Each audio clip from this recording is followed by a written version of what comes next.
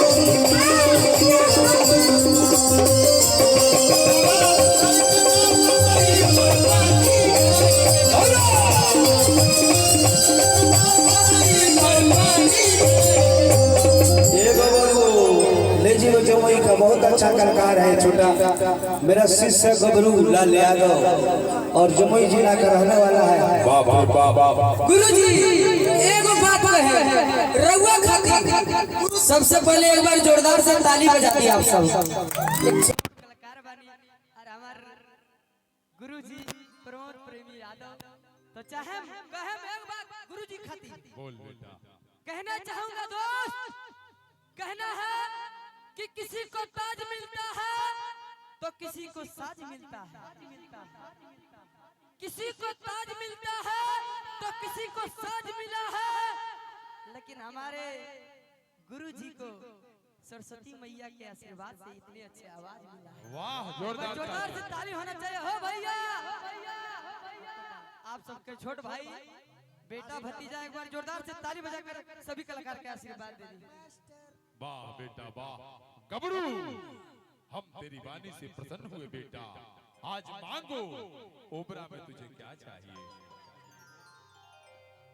चला तनी स्टेज के पीछे।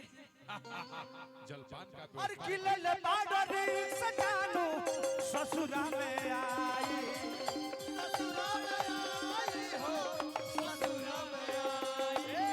किलल बाडरी सजानो ससुरा में आई, ससुरा में आई हो, ससुरा में आई।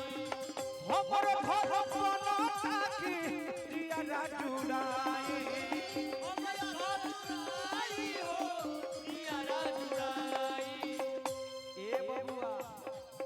सभे कोई सूती आइल पे छूती,